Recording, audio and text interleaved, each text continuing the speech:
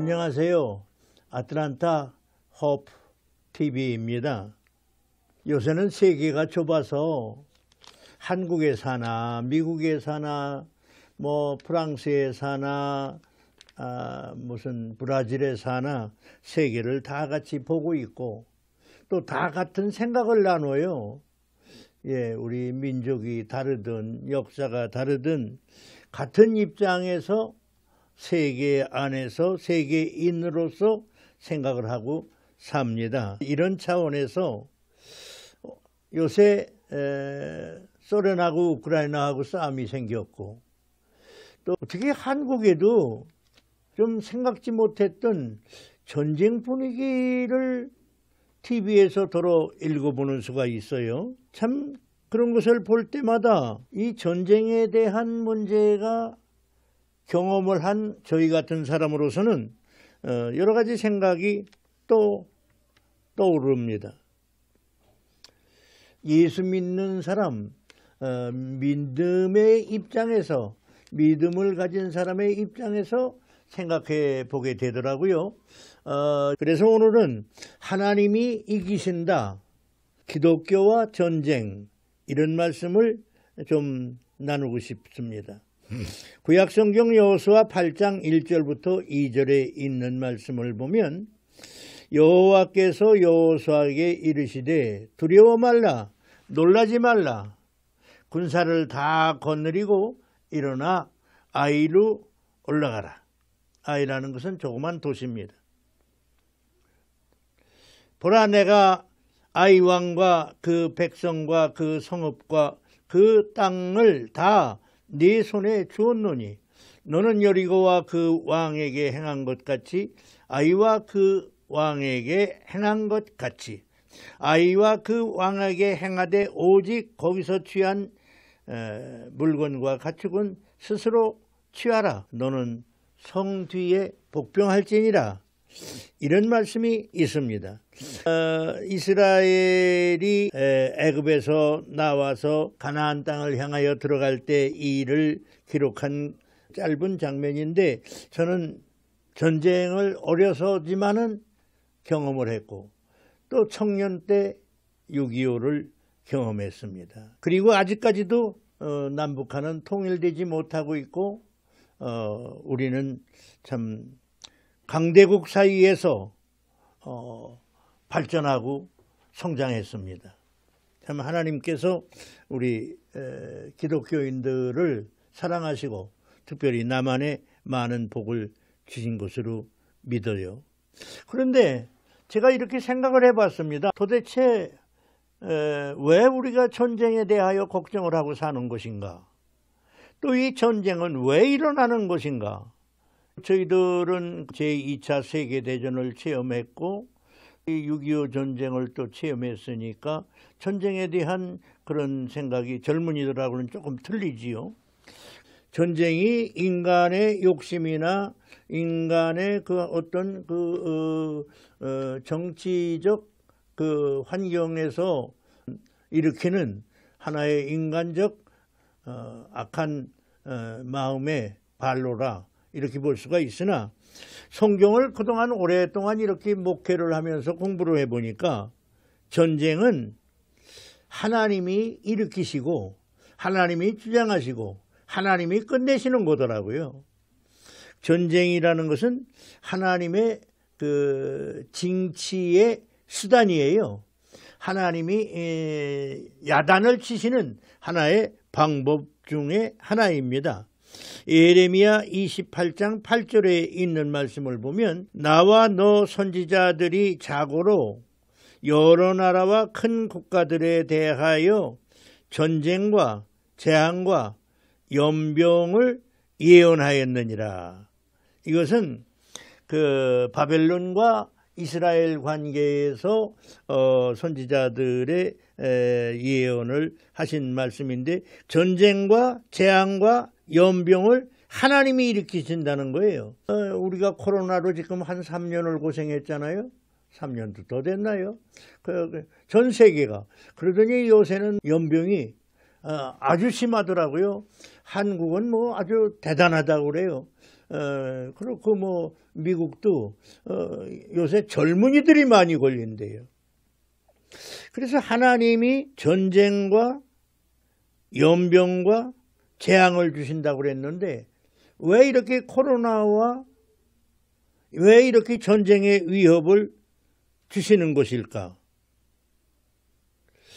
하나님이 어떤 기독교 역사에 잘못된 것 때문에 또는 기독교 지도자들에게 잘못됨이 너무 심해서 하나님이 노하시는 거 아닌가? 뭐 기독교 지도자라는 것은 뭐 말하자면 뭐 이렇게 목회를 하는 우리도 들어가는 것이고 뭐 반드시 어떤 교단의 무랑 총회나 무슨 이렇게 감독이나 총회장이나 이런 분들만을 지칭하는 건 아니고 기독교의 하나의 부패상에서 하나님이 진로하신다 이렇게도 볼 수가 있습니다. 사실 생각하면 제가 생각해도 제가 목회를 60년을 이렇게 지냈는데요. 참 생각하면 우리가 어렸을 때 어른들이 지키던 믿음하고 요새 우리가 지키는 믿음하고 비교하면 참 기독교가 너무 부패했어요. 너무 부패했어요. 하나님도 참 보시기가 민망하실 거라고 생각이 돼요.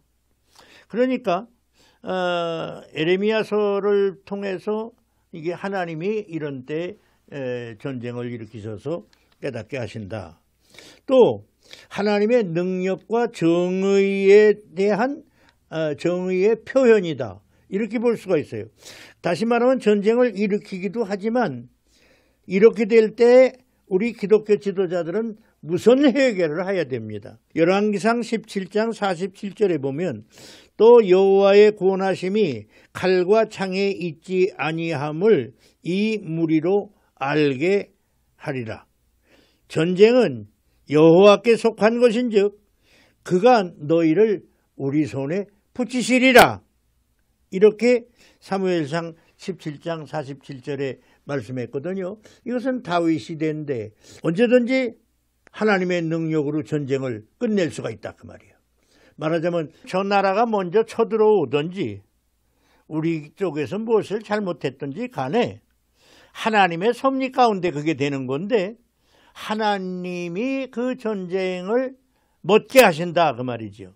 물론 우리의 회개함과 또 말씀으로 돌아가는 또 우리 성도들까지 하나님의 백성들이 주의 말씀 가운데 돌아올 때 주께서 이겨주시는 거지요.